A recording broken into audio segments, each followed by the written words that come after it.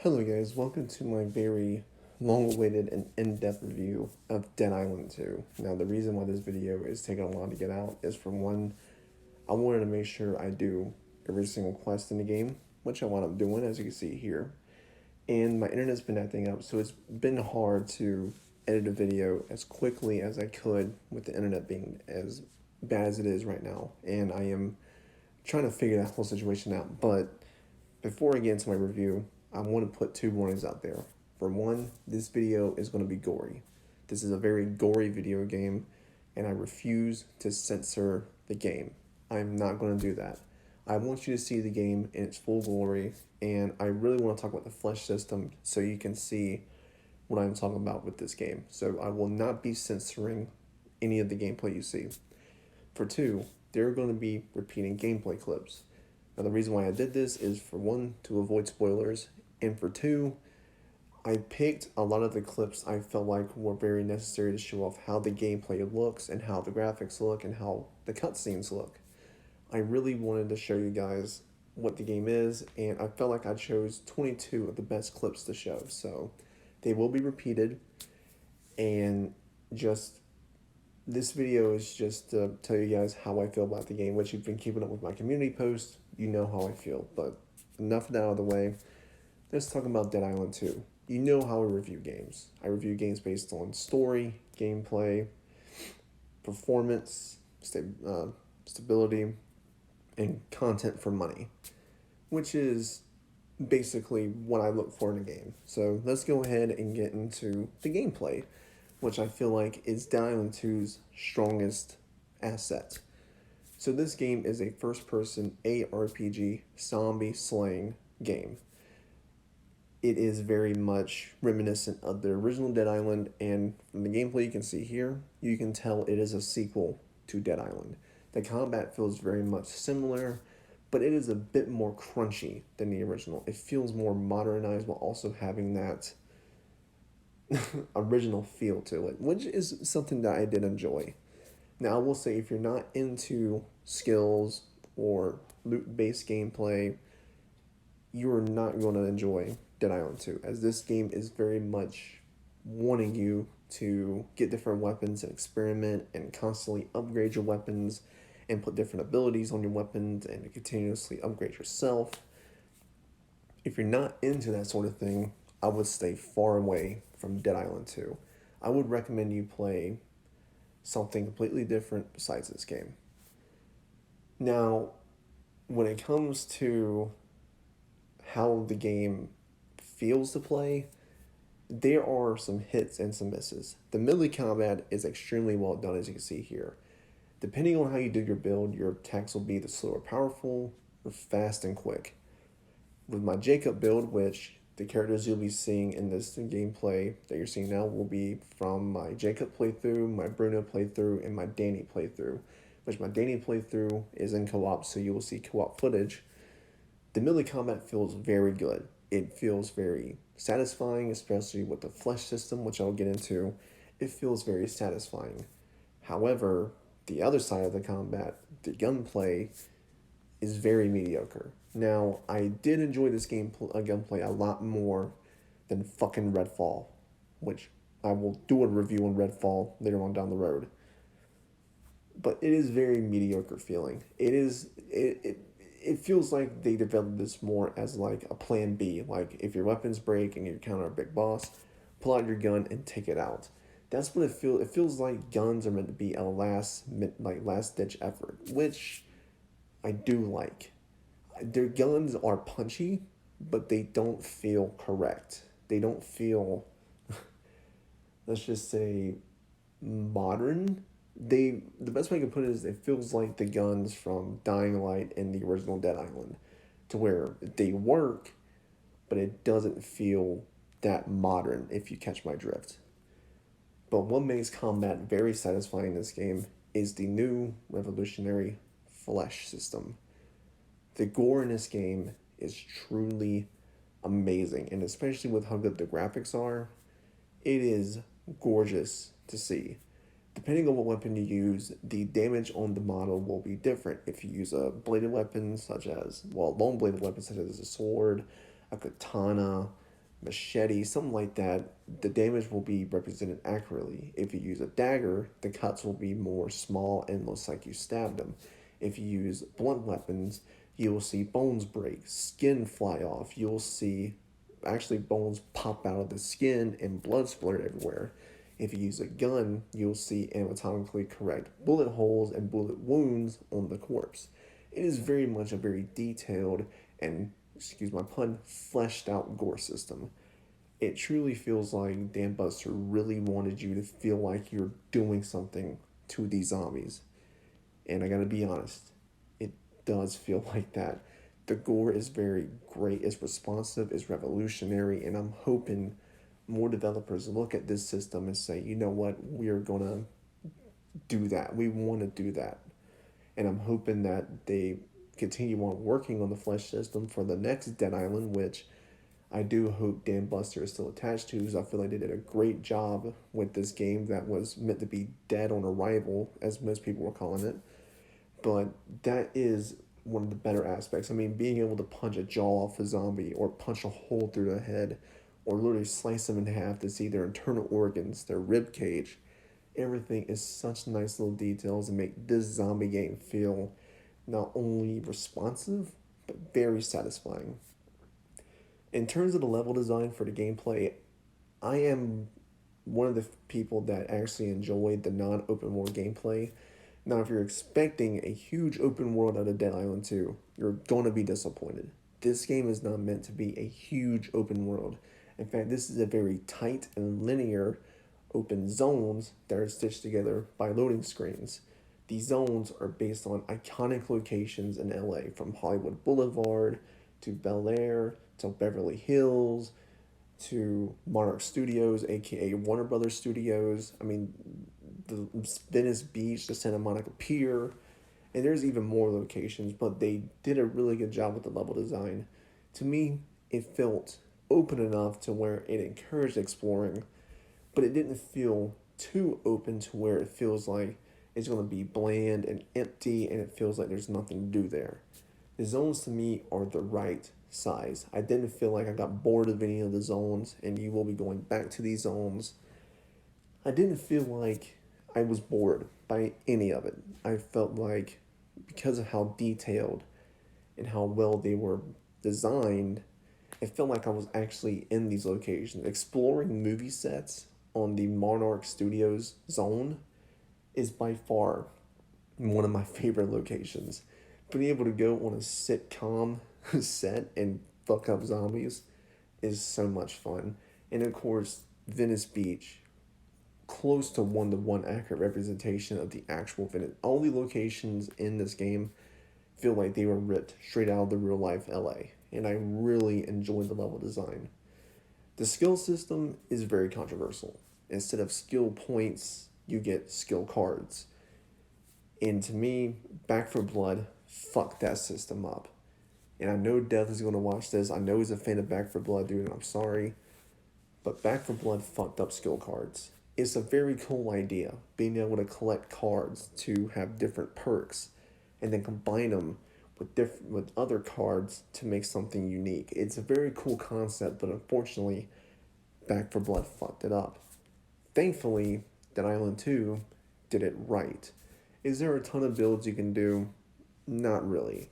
But the builds you can do feel very different and diverse. For example, my Jacob build, if you're noticing my attacks are going wicked fast in my gameplay, is because whenever I had a build where if I maim a zombie, if I break their bones, I get not only double the attack speed, but double the attack damage.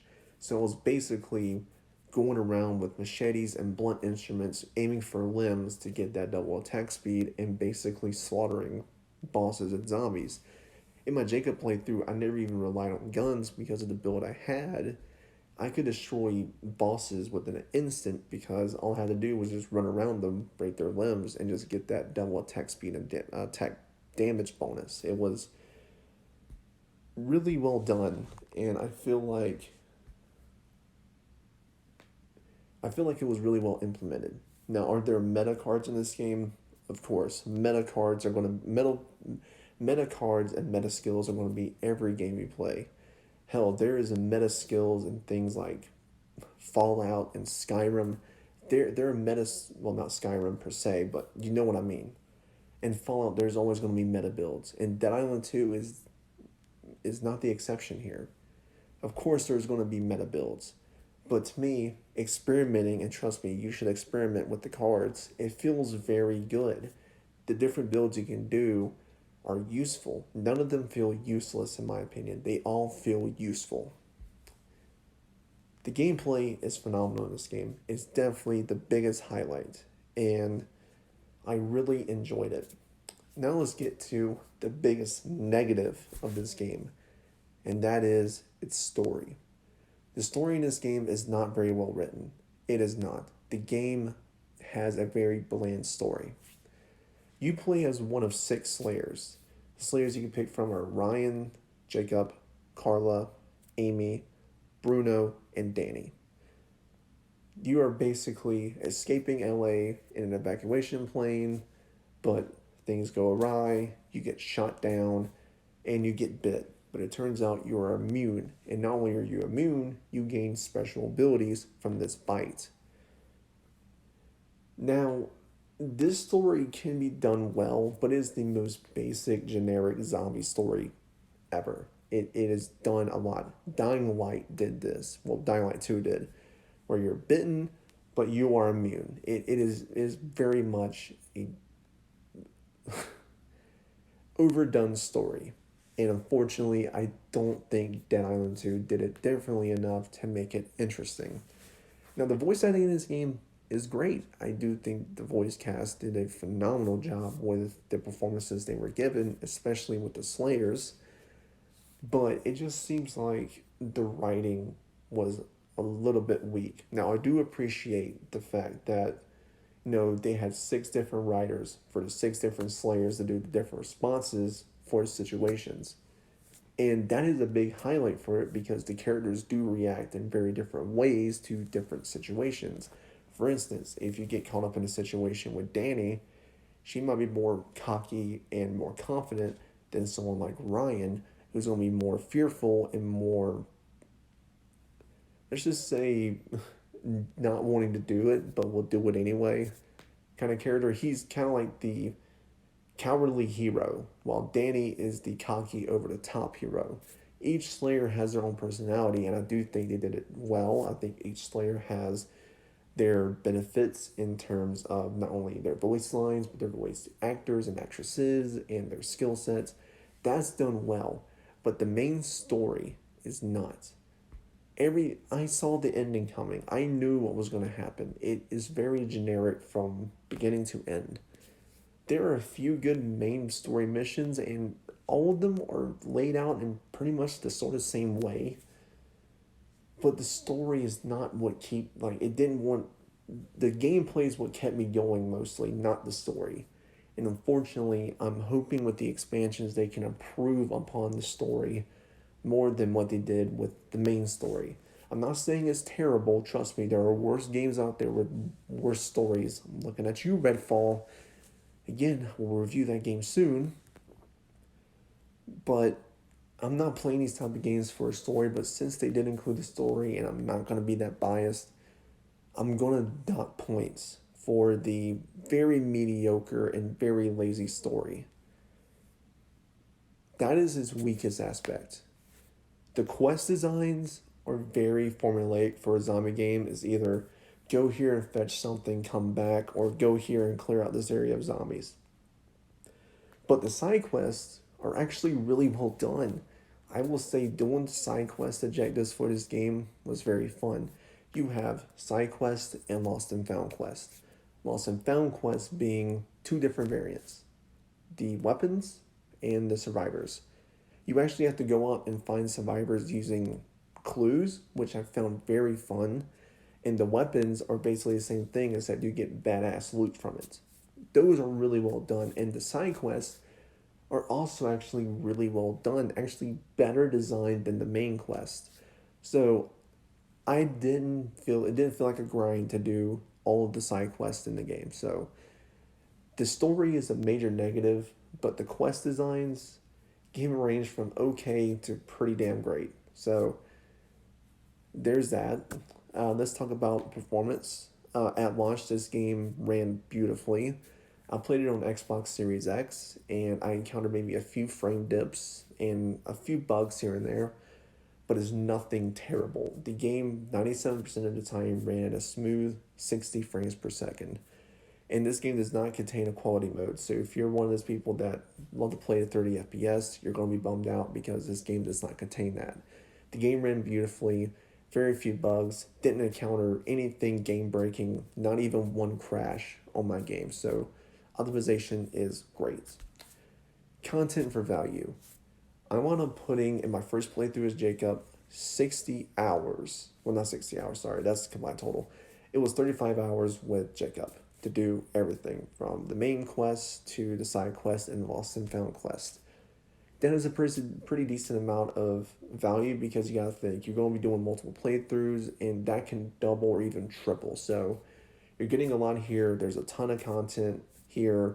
The short length really is very much pushing you to do multiple playthroughs because it is very quick to get through and you can do different builds and experiment with different things.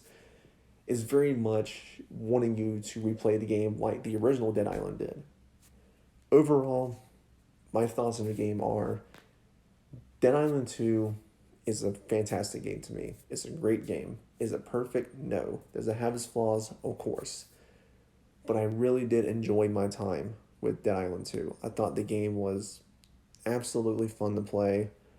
To me, as a fan of Dead Island, it is very much a worthwhile title. It was worth the wait. Definitely worth the wait for me at least. And I'm still playing it right now, even though Jedi Survivor is out. I am still playing Dead Island 2, which is a good thing. That means I want to come back to play it. I want to keep going. And with the expansion pass coming out with 2 major story expansions coming, there's going to be a lot more to offer with this game. This game is going to have a ton more content.